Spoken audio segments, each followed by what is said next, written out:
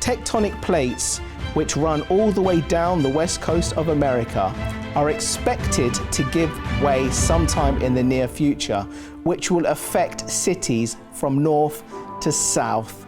Ring of Fires, as it's called in Asia, is also vulnerable to a huge movement again. And then China and Japanese areas are also in the same vulnerable situation. Are you able to shed some light on this, Grady?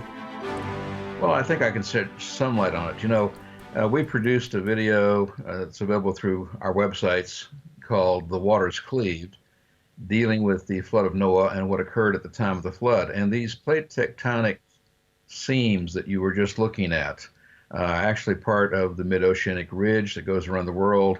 We talk about the Ring of Fire, which does go all the way around the Pacific Ocean, for example. This is places where there has been massive movements in the past, and occasionally we still do have some activity around them, but particularly where there's volcanoes that are active, such as in Indonesia, South America, North America. Now, since I was a child, that's 70 plus years ago, and growing up in California, people were talking about how California was going to break off and slide into the Pacific, you know.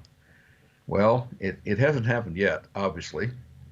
And the fact of the matter is that it is unlikely that we're going to have that kind of movement, because the massive, massive movements, the separation of the continents at the time of the flood, occurred all in 1 year.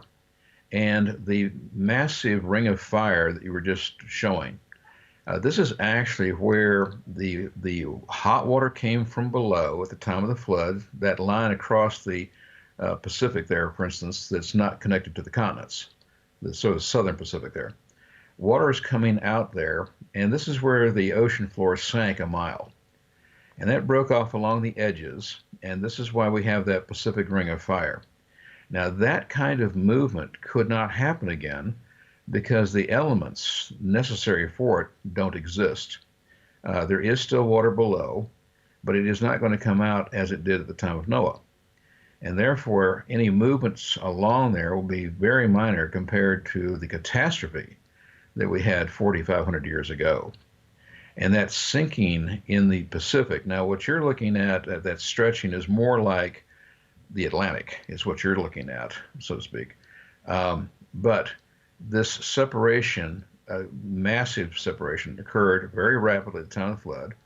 And in the Pacific, with the Ring of Fire, this is because the ocean floor sank down in 1 year, 1 mile. And as I say, that mechanism doesn't exist anymore. And so I don't really think we have to be that worried. Now, are there going to be earthquakes? Are there going to be volcanoes all around the Ring of Fire? Well, of course there will be. That's why it's called the Ring of Fire. And the Bible does tell us, and it is obvious that it will happen, that we're going to have more and more earthquakes, more and more volcanoes as time passes. This is a natural process of the earth aging. As I once pointed out on the program before, I'm sure you have noticed the older you get, the more cracked up you are. And the earth is the same way. And so there is going to be this activity, but it isn't going to be something where, you know, California breaks off and falls into the Pacific.